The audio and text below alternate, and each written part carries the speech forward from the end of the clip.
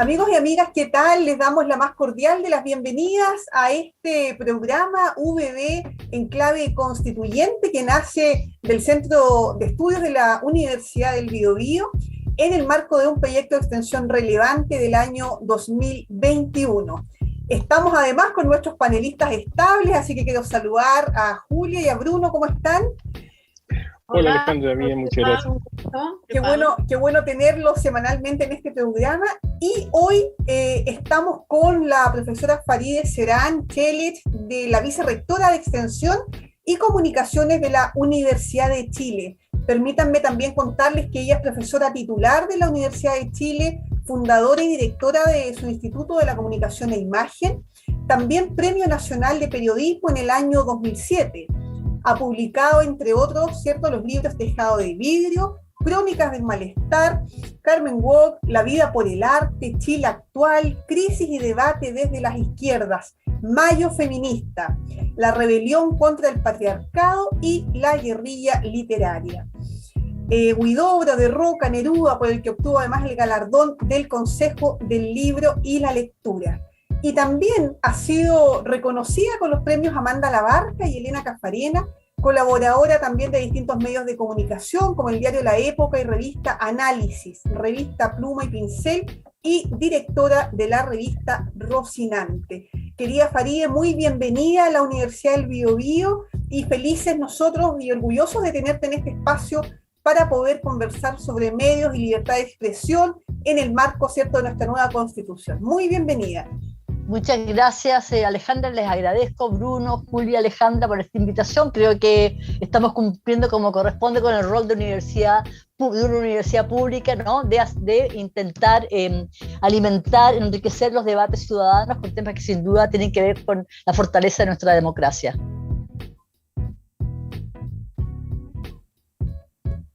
Vamos a aprovechar entonces este momento, para poder conversar con Farideh Serán. Y además, Farideh, te contamos que estos programas salen a través de las redes sociales de la Universidad del Biobío, pero también en radios comunales. Así es que estamos también llegando a las distintas comunas de Ñuble. Fantástico. Eso, yo, saludo a las radios comunitarias, creo que son muy importantes, cumplen un rol fundamental, sobre todo en estos momentos, ¿no? Estas radios, estas redes sociales que efectivamente van integrando y van cumpliendo una función muy importante, una función social, que es de informar y de mantener a sus audiencias conectadas. Creo que es algo muy relevante. Sí, precisamente, Farideh, primero agradecer tu presencia acá en la Universidad del Biobío. Estamos más que satisfechos, felices de tenerte con nosotros en este programa. Y como Centro de Estudios de Ñuble, darte la más cordial bienvenida. Precisamente nuestra intención con este programa de extensión fue acercar a la ciudadanía a este debate constituyente, que es un momento tan especial que está viviendo nuestro país. Y en este momento y en este contexto, queríamos preguntarte, ¿cómo ves tú que la libertad de expresión podría fortalecerse en la nueva Constitución? ¿Cómo garantizar esos derechos, ¿no es cierto?, en esta Constitución, más allá de lo que existe hoy día? Sí, yo creo que es una pregunta clave, porque cuando suponemos y aspiramos, ¿no?, y creemos que efectivamente este momento constituyente nos va a conducir con esta nueva carta, con esta nueva constitución, a un Chile más democrático, ¿no?, a un Chile más inclusivo, a un Chile donde conceptos como equidad, dignidad, etcétera, estén garantizados.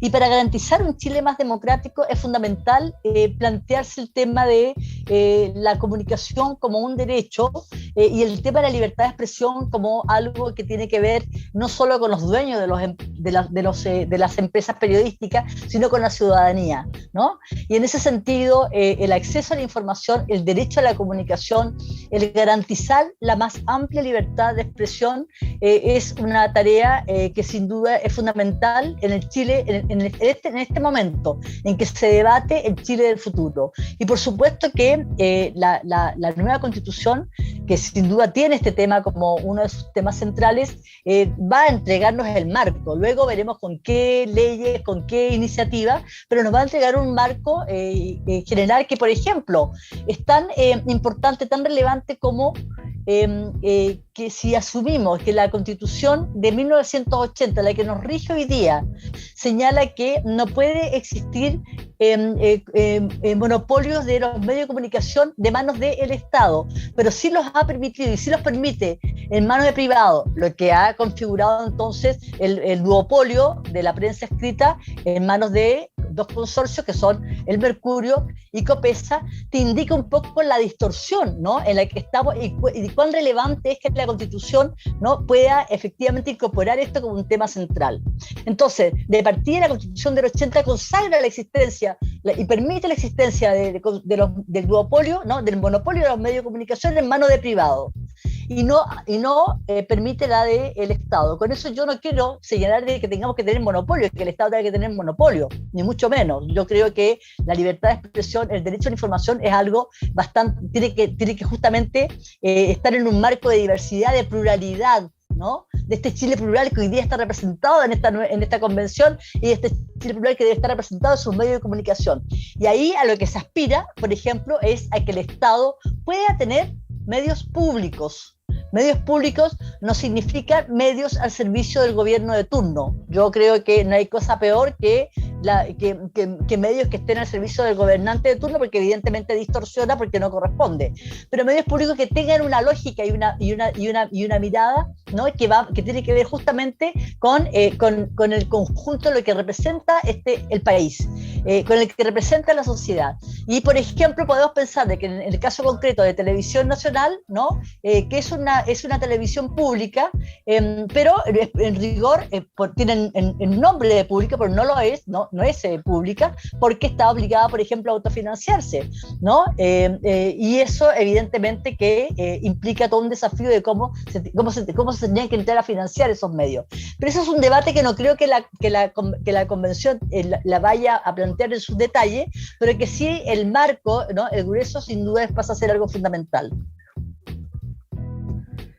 Farideh, tú marcas ahí un punto que es muy importante, que tiene que ver precisamente con un marco regulatorio más allá de los principios que queden establecidos en la Constitución, ¿no? Y hay varios periodistas que van a estar trabajando que han sido electos ahí como constituyentes. Está Patricia Politzer, está René Naranjo, Beatriz Sánchez, está Juan Andrés Lagos. Me parece que son 6, ¿verdad?, que hay trabajando. Es de esperar que de alguna forma entonces quede no solamente establecidos los principios que, como tú dices, de alguna manera también están en la actual Constitución, sino que haya un marco regulatorio que haga que realmente estos sean efectivos, ¿verdad? Uno de los principios básicos para una democracia, más allá del poder elegir a las autoridades, más allá de que haya un cambio de gobierno con ciertos procedimientos transparentes, es precisamente de que haya libertad de expresión. Y en Chile lo que hemos visto, y que no es culpa de esto de la dictadura, porque los medios alternativos fueron desapareciendo precisamente durante la transición, ¿no? Hay incluso un libro de Juan Pablo Cárdenas donde él habla de esto, que es la democracia traicionada. La revista Análisis, la APSI, la Cauce, La Época, Fortín Mapocho, todos fueron cerrando después de la... ¿Tú crees de alguna manera allí una deuda de parte de la transición respecto de lo que ha sido la libertad de prensa? No, creo que es una pregunta clave la que tú haces, porque, bueno, primero, efectivamente hay periodistas en la convención, hay periodistas que fueron elegidos convencionales, y bueno, y ahí además ha habido reuniones donde se ha citado, han ido a plantear, digamos, estas temáticas, determinados también figuras de periodismo y también el colegio de periodistas, ¿no? O sea, hay una preocupación y un interés sobre este tema que sin duda es crucial. Ahora, sí, hay una deuda pendiente, y que tiene que ver no solamente con el Chile, ese Chile que luchó contra la dictadura, y esos periodistas que a riesgo de sus vidas efectivamente informaron, ¿no?, ese periodismo independiente, como la revista APSI, que la revista Análisis, la revista Cauce, y tantos otros que, bueno, que hicieron todo un trabajo impactante a costa de sus vidas. O sea, estoy pensando, por ejemplo, en la figura de José Carrasco Tapia, un periodista de la Universidad de Chile que fue acribillado, ¿no?, fue asesinado. Él era editor internacional de la revista Análisis. Estoy pensando en la cantidad de periodistas amenazados, encarcelados, ¿no? El equipo de Análisis, con Juan Pablo Cárdenas, sin duda. Pero todo ese periodismo independiente que arriesgó su vida, porque con una dimensión ética sabía y asumía que había que informar aun cuando ahí se corrieran riesgos tremendos, ese periodismo independiente que sobrevivió a la dictadura de Pinochet y que se instala en los inicios de la transición, pensando que efectivamente el periodismo iba a ser asumido como un tema fundamental de la democracia que se estaba instalando. Bueno, sencillamente eso se acabó, eso no fue así, los medios independientes fueron cerrando, ese periodismo independiente en rigor se nos dijo, yo era parte de toda esa, también de ese mundo, ¿no? Colaboraba con la revista Análisis, colaboraba también con APSI, trabajé por supuesto también en el diario La Época mucho tiempo, luego fundé, bueno, en la época de la dictadura tenía la Pluma y Pincel, junto con otros 2 periodistas en plena dictadura, que por supuesto la cerraban a cada rato los militares, y luego tuve la revista Rocinante, también como medio independiente. Todo eso hoy día no está. Y se nos dijo en esos tiempos, cuando decíamos, no decíamos que nos financiaran, decíamos que ese avisaje que llegaba, que era de las empresas del Estado, que las empresas del Estado que avisaban, también la repartieran en los medios independientes para garantizar la pluralidad, para garantizar la diversidad. Pero nada de eso se dio. De alguna manera esa transición se planteó que el tema del periodismo y de la libertad de expresión también era un tema de mercado.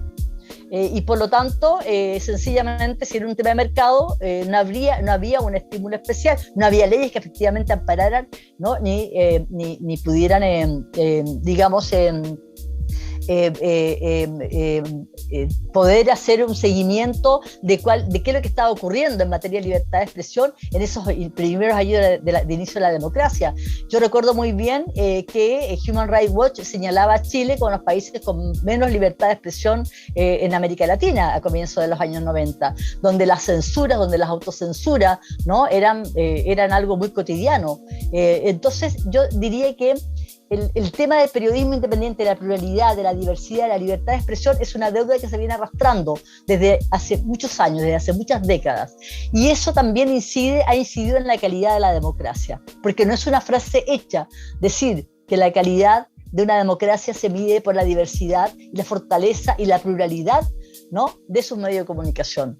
Y en ese sentido, nuestra democracia sigue estando al debe. Y por eso, por supuesto, la nueva Constitución es una oportunidad, y el Chile que se asoma, ¿no?, este Chile que ha concitado las marchas y el entusiasmo de miles de ciudadanas y de ciudadanos de todo el país, a lo largo de todo el país, efectivamente aspira a que eso sea una realidad, ¿no? O sea, si analizamos nosotros una serie de fenómenos que se están dando y el rol que cumplió los medios de comunicación en eso es realmente bastante lamentable.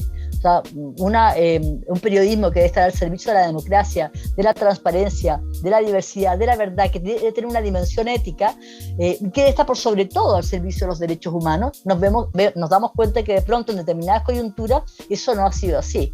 Y estoy hablando de estos últimos años, no estoy hablando de la época de la dictadura. Y en ese marco de participación, ¿cierto?, ciudadana de este nuevo Chile al cual nos estamos, ¿cierto?, construyendo, tengo 2 preguntas. Una, por la vía respecto del periodismo, del colegio de periodistas, digamos, o de periodistas en este caso que no estén colegiados, pero sí que tengan voz y opinión, si es que han tenido la posibilidad de poder levantar propuestas para poder trabajar en el marco de esta nueva constitución y que estén reflejadas obviamente en la nueva Carta Magna. Y lo otro es, otro de los caminos, ¿cierto?, que tiene nuestro país, el tema presidencial. Si es que ha visualizado dentro de las propuestas de candidatos y candidatas cómo tratar, digamos, la libertad de expresión, la libertad de prensa en los próximos gobiernos. Bueno, yo creo que eso es clave. Voy a hablar del tema de los candidatos. Por ejemplo, yo transparente, yo apoyé a Daniel Jadwe, ¿no? en esta precandidatura y bueno, lo que pasó con Daniel Jadwe es que hizo un planteamiento de los medios que primero creo que se enredó, y creo que no fue suficientemente discutido, por lo menos en los equipos, ¿no? Es una propuesta que, si bien en su origen tiene un sentido y yo la comparto y me parece que es fundamental, hablaba justamente de la necesidad de poder democratizar de la información como un derecho, de democratizar los medios, pero ahí se plantearon una serie de temas que no eran sustantivos, pero que evidentemente reflejaban primero un desconocimiento real del tema, y por otro lado desviaron la atención, ¿no? del debate central, que era de la libertad de expresión y la necesidad de tener medios públicos. Por ejemplo, se planteaba un consejo de ciudadanos que pudieran velar por la libertad de expresión, de que por supuesto que cualquiera se estaría, que es algo muy poco, que no se corresponde. Aquí hay un Consejo Nacional de Televisión que de alguna manera tiene que ver con los contenidos y que sanciona cuando hay ciertos márgenes. Claro, no tiene suficientes herramientas, tal vez habría que fortalecerlo, pero creo que ahí que Daniel, con un espíritu, yo creo que efectivamente pensando en la necesidad de democratizar y de poner el tema sobre el tapete, se equivocó en cómo se planteó y en una de las cosas que él planteó.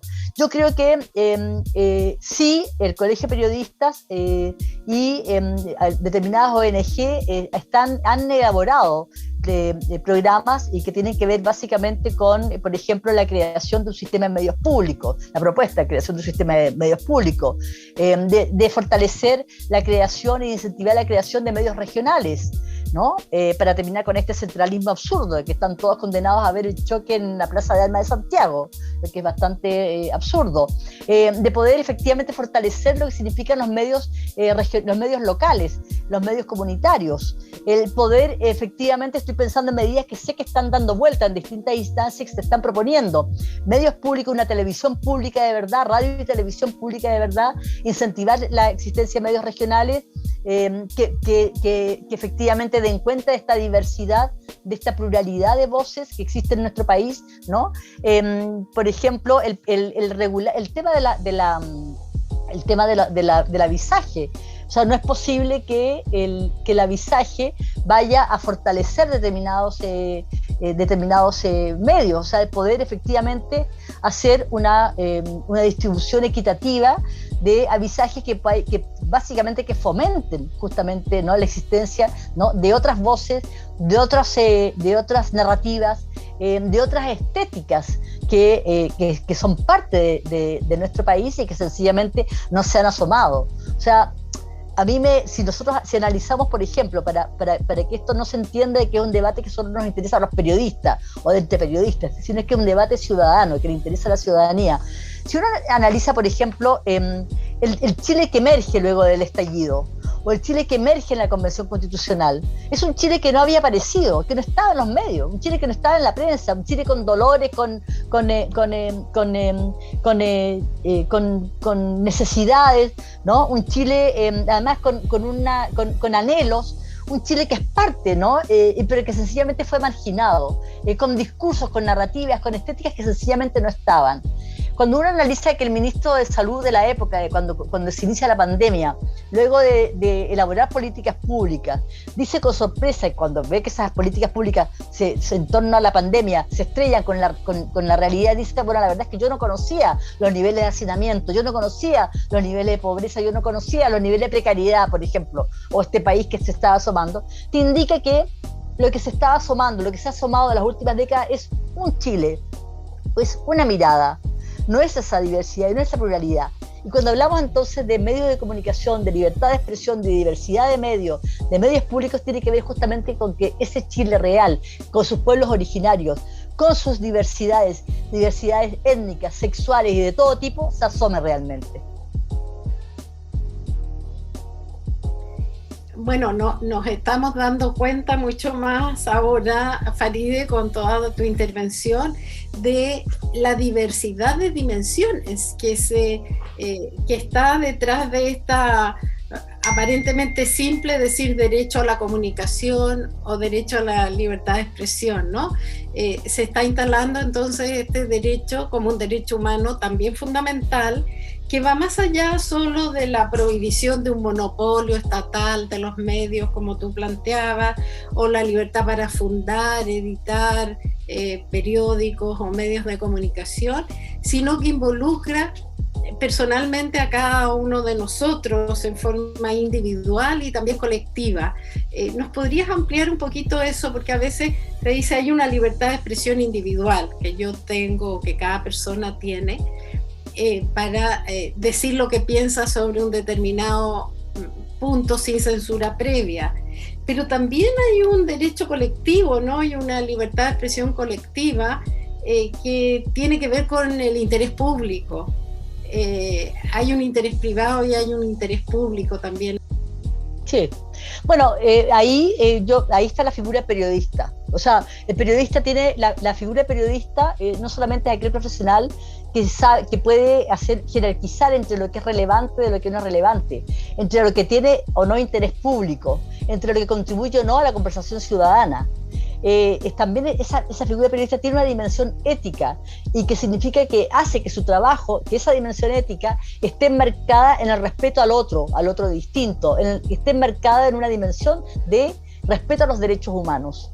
Y es algo que hoy día se enfatiza en los códigos de ética. Por ejemplo, el Colegio Periodista se enfatiza sobre todo en el artículo 1, cuando dice el periodista debe estar al servicio de la democracia y de los derechos humanos, porque en nuestro país, en un momento determinado, durante los años de la dictadura, hubo un periodismo que no estuvo al servicio de los derechos humanos. Hubo un periodismo que fue parte de los montajes, ¿no? que realizaron los aparatos de los servicios de seguridad, que se hizo parte de esos montajes. El caso de Marta Ugarte, el caso de Carmelo Soria, el caso de los 12 jóvenes detenidos en el Estadio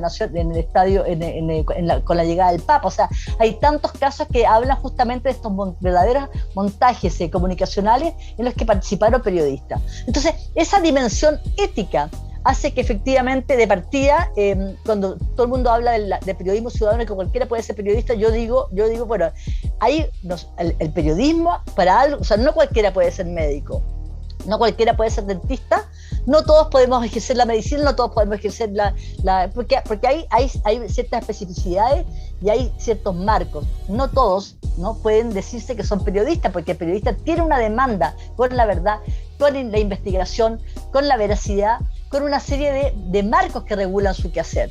Y creo que eso es un elemento que es fundamental. Ahora, el tema de la libertad de expresión, yo creo que es un tema que es fundamental. Que el derecho a la información y de la libertad de expresión creo que son fundamentales, y a mi juicio no debe haber nada que lo coarte, ningún elemento que pueda coartar el ejercicio de la libertad de expresión. Lo que no significa que tú caigas en la injuria, y para eso hay un mecanismo y hay leyes que efectivamente te penalizan o castigan lo que es la injuria, lo que es la mentira, etcétera. Ahí hay normas para eso, ¿no? Pero que restrinjan la libertad de expresión, yo no soy partidaria en absoluto.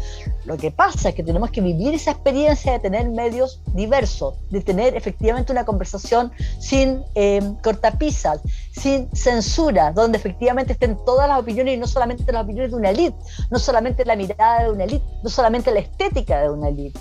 Si uno analiza, por ejemplo, a propósito de lo que está pasando, todo lo que se ha hecho con la construcción de la migración, ¿no?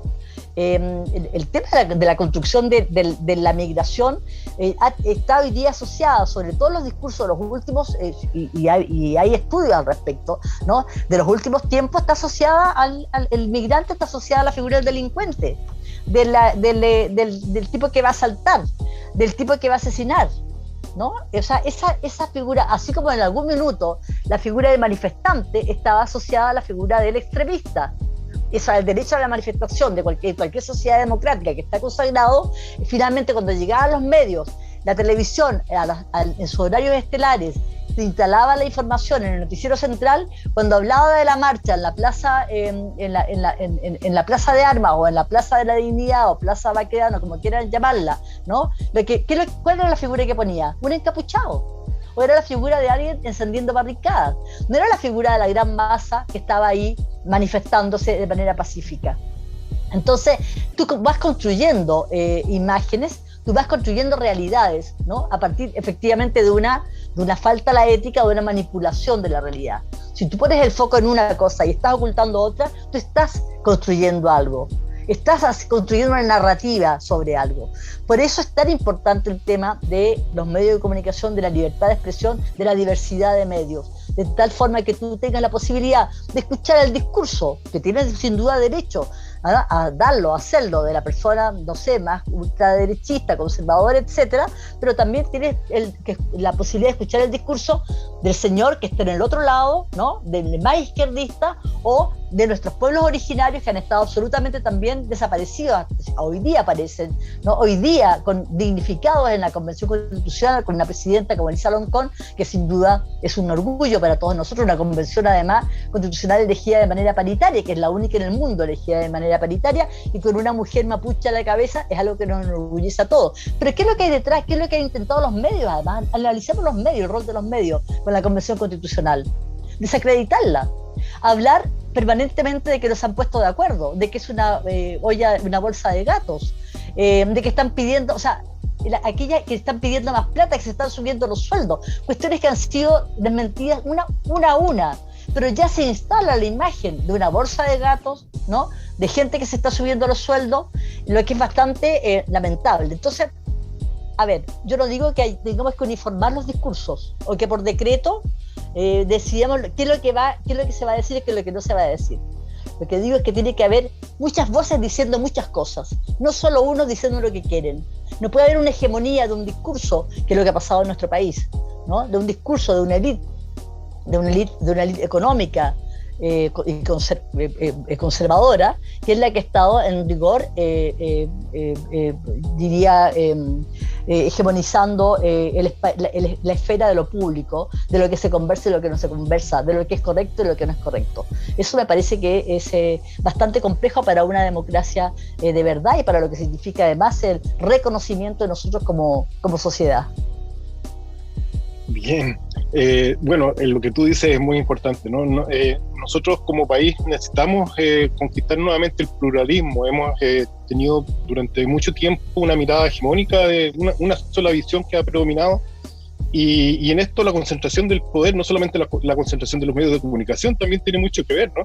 Si a un empresario no le gusta la línea editorial, por ejemplo, de un canal, y va y retira el auspicio a un programa, eso también es una forma de censura, también es una forma de intervención. No es el Estado, pero es igual un poder muy, muy fuerte que está de alguna manera allí ejerciendo esa censura. Bueno, pues eso lo vimos recién. Claro. ¿Piensas tú que debiera haber algún mecanismo que de alguna manera no regule, sino que por lo menos sea una especie de observatorio, que sea capaz de ir cada cierto tiempo entregando estadísticas de la cantidad de veces, por ejemplo, que aparece un alcalde o un diputado, que aparecen como invitados a un programa, pero que todos sabemos que allí detrás hubo un lobby, probablemente un pago, y finalmente acaparan la pantalla siempre las mismas personas durante mucho tiempo? ¿Debiera haber un observatorio de comunicación? Existen estudios, existen organismos, centros de estudio que tienen eso, ¿no? Que está esa estadística. Bueno, de hecho, por algo Contraloría advirtió en su minuto a los candidatos, creo que alcalde, en las últimas elecciones, que dejaran de ir o a los alcaldes que iban a la reelección, que dejaran de ir a los matinales, porque estaban incumpliendo con sus tiempos laborales, con sus jornadas laborales. Por supuesto que están esos estudios, y que te habla justamente de esta distorsión, que te habla justamente de cómo hay un aprovechamiento, de que no son neutrales. Ninguno de estos medios son neutrales. La neutralidad no existe en esto, ¿no? Claramente la neutralidad no existe, y en ese sentido está bien, tienen derecho que transparenten entonces sus intereses, ¿no? Yo creo que lo que corresponde aquí es transparentar, no pasar gato por liebre, no hacerte creer de que son objetivos cuando en rigor no están siendo objetivos, ¿no? Cuando en rigor están apoyando, están relevando una tendencia, ¿no? O a un sector en detrimento de otras voces de otros sectores. O sea, lo que yo digo, no digo que desaparezcan, digo que deben existir otros, y que además hay que transparentar. Creo que eso es clave en materia de medios de comunicación. Y hay en los países normales, Yo no estoy hablando de países que digan que son extremistas o comunistas, ni mucho menos, sino que en países normales existen medios públicos, existe una legislación, existen normas, ¿no?, que efectivamente sancionan cuando hay abuso de esta naturaleza, ¿no? Que por supuesto no son consejos ciudadanos, porque eso se puede prestar para cualquier cosa, son organismos regulados, etcétera. Y existen medios públicos que están financiados por el Estado y que permiten entonces que se manifieste toda la diversidad, toda la pluralidad, ¿no?, toda la riqueza de un país. Entonces, esto que nosotros estamos pidiendo en rigor, o esta conversación en torno a la necesidad de medios, de libertades, mayor libertad de expresión, de medios públicos, de pluralidad, de diversidad de medios, es algo que está en otros lados. No estamos pidiendo algo muy exagerado, ni mucho menos. Es algo que está dentro de lo que es lo normal en una democracia. Lo que pasa es que nosotros no somos una democracia normal en ese sentido. Así es. Muchas gracias. Fantástica conversación con Farideh Serán en este programa de UBB Constituyente. Queremos agradecer tu tiempo y también que hayas compartido con nosotros, Farideh, tu experiencia, tu conocimiento. No será la primera vez que además te tengamos, ¿cierto?, en este programa, así que desde ya te vamos a dejar invitada. Y agradecer también a quienes nos escuchan y nos siguieron a través de nuestras redes sociales en este programa, e invitarles semanalmente a ver nuestros capítulos de UBB en clave constituyente. Muchas gracias por estar hoy. Que esté muy bien. Gracias a ustedes. Gracias. Muchas gracias.